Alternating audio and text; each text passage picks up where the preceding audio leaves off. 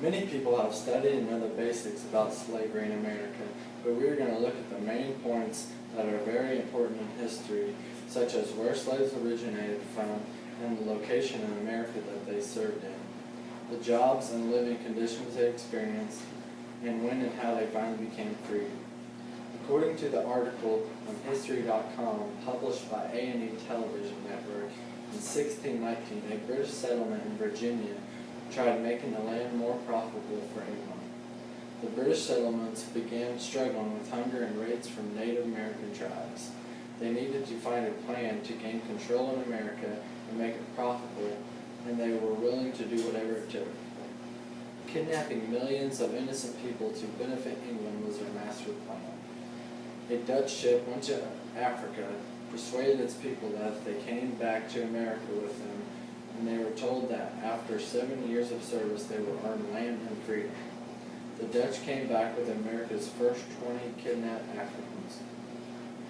What was their plan? Where were they going to get more slaves from, and where were they going to keep them in America? Finding a place with very native people that could be lured in to come back with them was one of their main goals. 50% of slaves from Nigeria and Angola. Also, most of the slaves' population was from Northwest Africa. Once they got the enslaved Africans to America, they needed to find a place to keep them. First, the slaves were unloaded on the east coast of Africa around Jamestown, Virginia. After the East Coast, they began to thrive. The slaves were then transported to southern plantations in Kentucky, Tennessee, Georgia, and Alabama. According to PBS.com, published by the Educational Broadcasting Corporation, once America really started to prosper, the slaveholders realized that exports were becoming more profitable. They decided that they had the right to keep their slaves.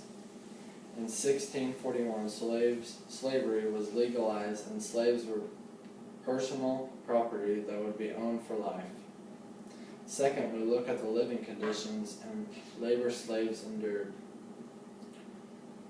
Living conditions for slaves were filled with sickness, bruises, and heartache. They were treated like animals. They were stored in shacks, pens, or worse. Their shacks were very cold and drafty in the winter and hot and leaky in the summer. Slaves were not allowed to travel without passes from the master, and if they disobeyed, they were beaten severely. Slaves encountered to have many children, but the masters would not hesitate to split families up and be sold at auctions. According to the article published by the Constitutional Rights Foundation, it states that the babies were born had very poor health care, and 50% more African American babies died than American babies did. Jobs that slaves were expected to do were very strenuous, and masters had high expectations of what should be done by the end of the day. When Eli Whitney invented the cotton gin in 1793, there was an even bigger demand for slaves, as well as an even bigger expectation of slaves to do this. Children would get out in the fields around the age of 10 to 12 and were expected to work until death. Slaves would get up as soon as it was light, have a 10 to 15 minute lunch break, and then go back to work until it was dark. At the end of the day, if their baskets of cotton were short, they were beaten. Lastly, we will go over at when and how slaves were freed. The process was very long and stirred up a lot of chaos. America became a country feuding with itself. In 1807, the United States outlawed slave trade. In 1820, the Missouri Compromise forbid slavery in Louisiana Territory, and many states began to follow.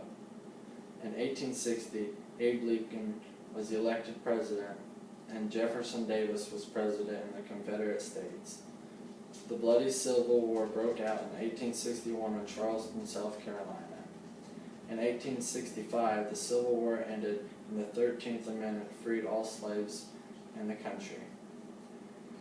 Today we have gone over how slaves got to America, the jobs they did, and how they were freed. These basic facts about slavery should always be remembered. I hope now everyone has a better understanding of slavery.